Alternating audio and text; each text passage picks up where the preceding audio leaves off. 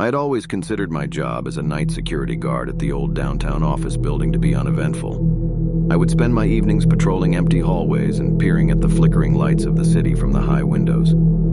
That was until the night that everything went horribly wrong. It was a stormy evening, rain pounding against the windows like 1,000 tiny fists. The sound of thunder rumbled through the building, making it creak and groan in response. My usual sense of unease was amplified by the raging storm outside. I settled into my routine patrol, making my way from floor to floor, checking for any signs of intruders or disturbances. As I passed by the rows of empty cubicles on the 7th floor, I heard it, the faint sound of laughter. I stopped in my tracks, my heart pounding in my chest. It was impossible.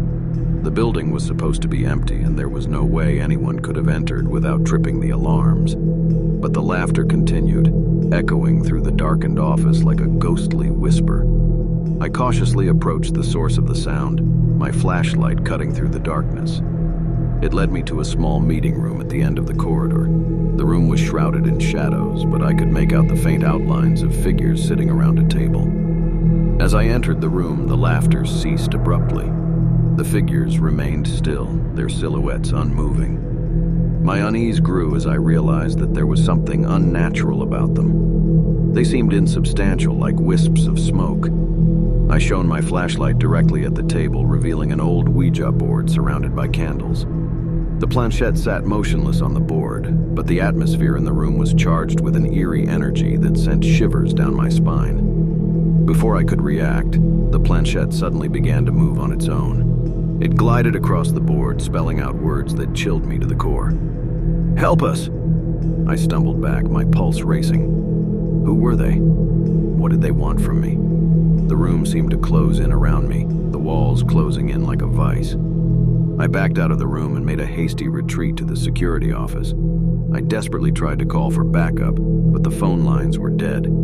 Panic set in as I realized that I was completely cut off from the outside world. As I huddled in the security office, I heard the laughter again, now closer and more malevolent. It seemed to come from all around me, filling the office with an overwhelming sense of dread. I tried to barricade the door, but it was as if an invisible force was preventing me from escaping.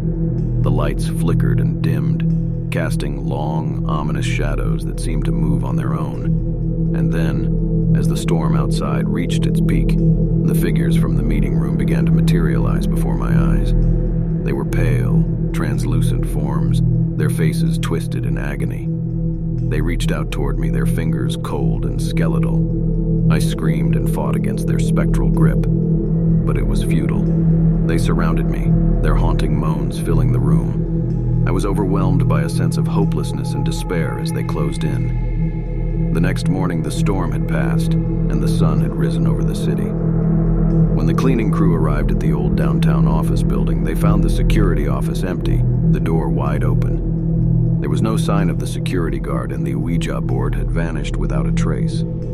To this day, no one knows what happened to the security guard that fateful night. The building is now considered haunted, its dark history a chilling reminder of the horrors that can unfold when a day at work goes horribly wrong.